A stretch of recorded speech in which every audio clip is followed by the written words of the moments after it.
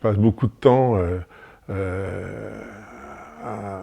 à mettre les mains dans des cartons à bananes sur les marchés de brocante, marché aux puces. Enfin, j'achète aussi en salle des ventes, hein, mais plus souvent sur les étages ou dans les marchés. Donc il y a des cartons remplis de photos et je passe mon temps à les regarder. Une chose qui est importante, c'est que je n'achète jamais du vrac. J'achète jamais à l'eau sans l'avoir bien regardé et savoir ce qu'il y a dedans.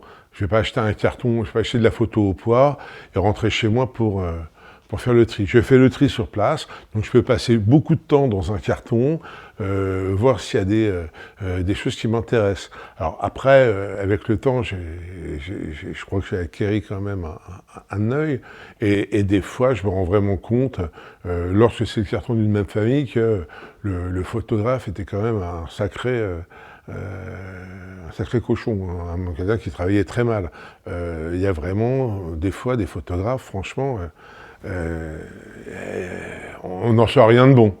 Parce que vraiment, d'abord les thématiques photographiées, c'est souvent pas grand-chose, et puis les images elles-mêmes, franchement, ne sont pas très intéressantes. Mais bon, et donc je me retrouve au Bon Marché d'Aligre, en train de regarder un gros carton à bananes rempli de photos.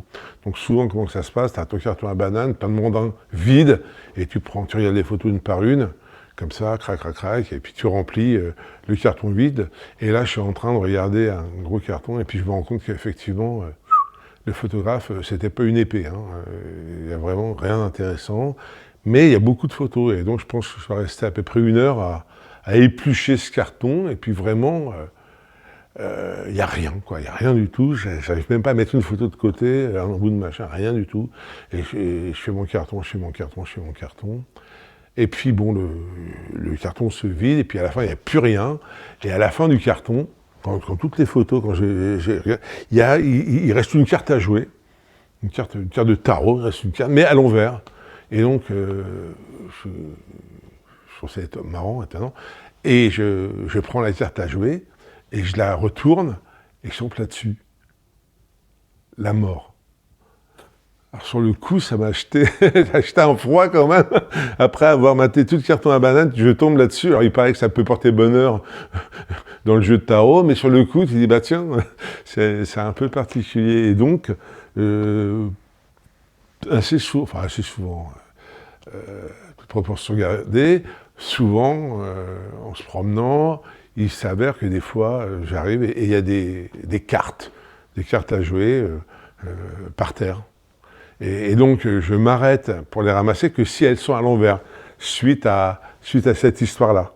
Je me dis, il y a peut-être quelque chose. Et il y a quelques temps de ça, il n'y a pas si longtemps que ça, toujours en allant au marché d'Aligre, je tombe sur, pareil, il y avait 3-4 cartes qui étaient pareilles, et donc je tombe sur une carte de Uno. Voilà, une carte de Uno, qui est celle-là, voilà, Uno. Et quand je la retourne, il y a ça. Le chiffre de la bête. 666. Donc ça aussi, c'est un genre de signe un peu particulier. Peut-être que je suis maudit, je ne sais pas.